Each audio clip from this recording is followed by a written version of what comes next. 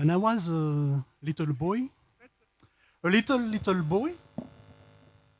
the first time I spoke,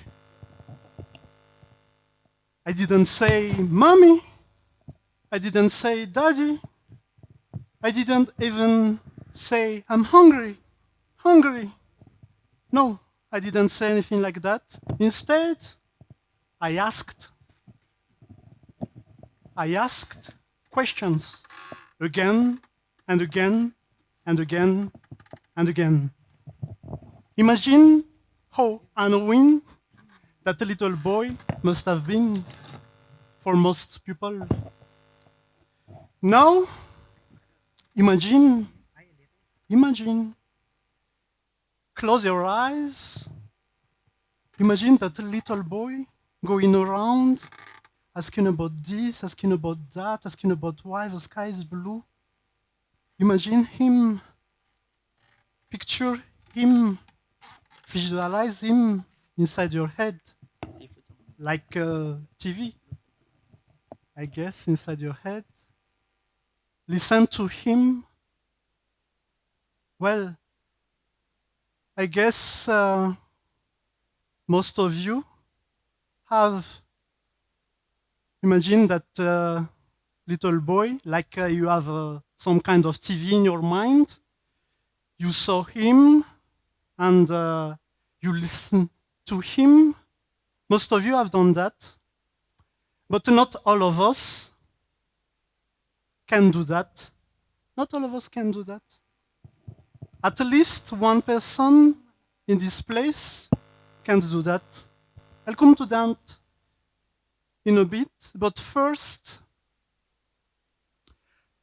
let me tell you about four famous people. The first one is the creator of Ariel. Ariel from The Little Mermaid, the Walt Disney. We all know that. His name is Glen Keane. He's the creator of Ariel. He drew Ariel. He won an Oscar. The second one is Ed Catmull. Ed Catmull is the former president of Pixar. Pixar, you know, animation. And the former president of Walt Disney.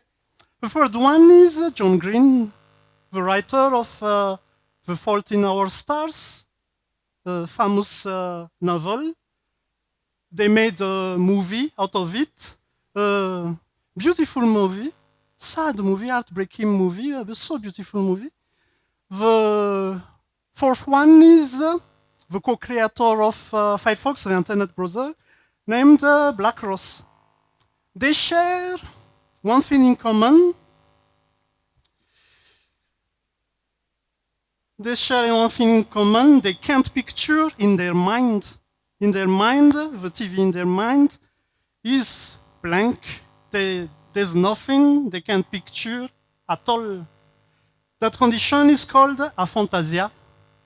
You may wonder, how can they create, because those are all highly creative people, how can they create, how can they imagine? They have no picture in their mind. Yeah, that's a bit odd. And that's because the word imagination is a misnomer. It's kind of misleading. We kind of think that in order to create, we have to imagine. In order to imagine, you have to have pictures in our mind. That's false. And I know it because I have that condition as well. I live with aphantasia, and yet I write novels like Liz Mianzuri, that young lady who is trying to save this city, this island, this world. And yet, I compose music as well. Some of my writings, and I still have a hard time to believe it. Some of my writing are going to the moon, literally the moon that,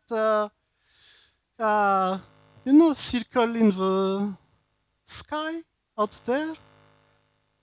Thanks to the, yeah. Thanks, because I worth it. Yeah, thanks to the Lunar Codex project. And yet, I make apps as well.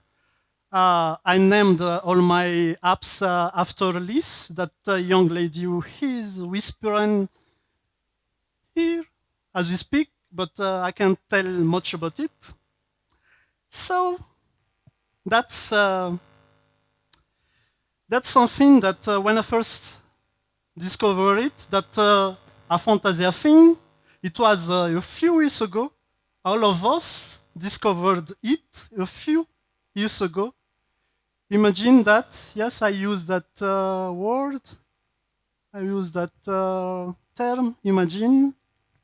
I use that, it's okay, but you got my point already. Imagine that. That's something different. Mind is completely different, but yet it is not seen. You can see it.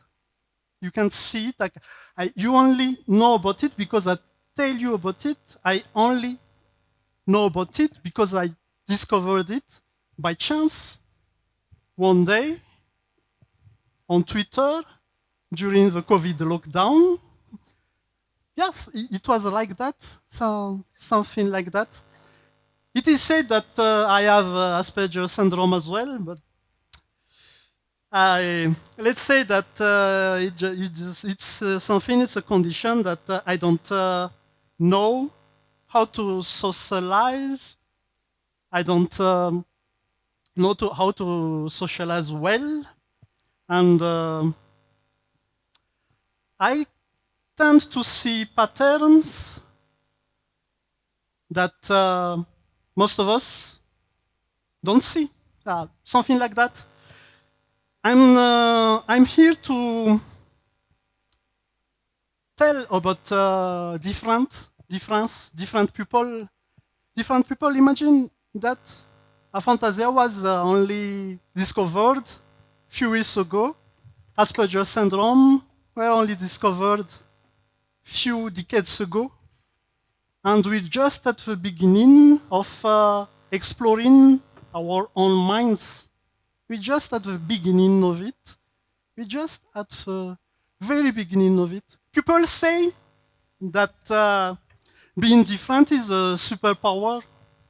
It's trendy lately. It's a superpower. I beg to differ. Being different is a flaw. At least it is a flaw in the wrong society. Different people suffer in silence.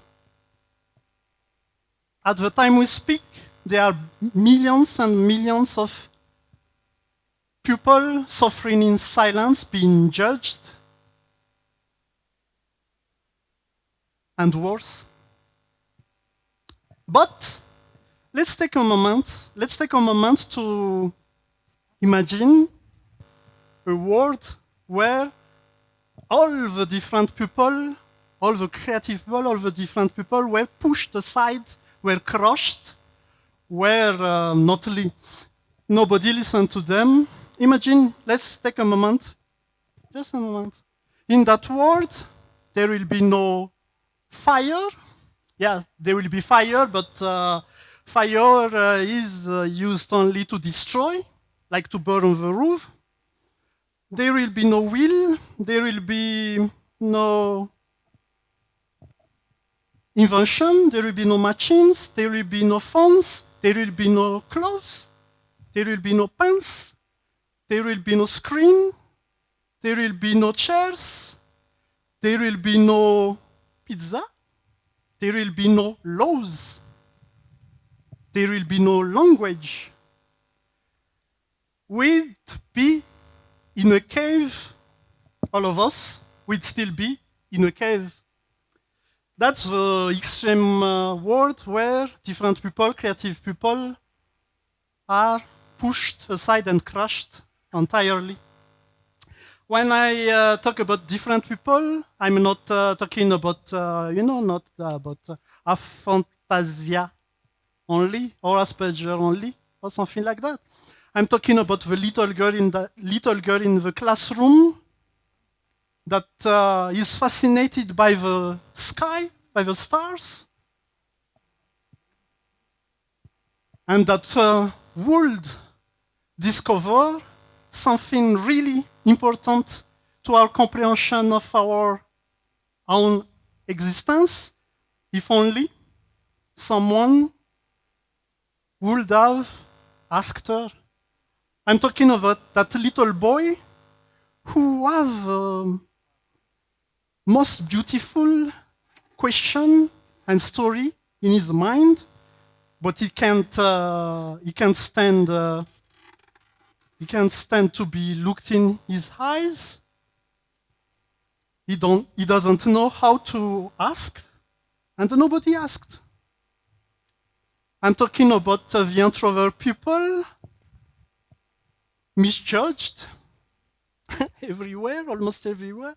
I'm talking about the discreet one everywhere. I'm just an example. So, at the end of this talk of mine, maybe, just maybe, we should rethink how we live with the different people among us. Instead of judging, maybe we should do something different.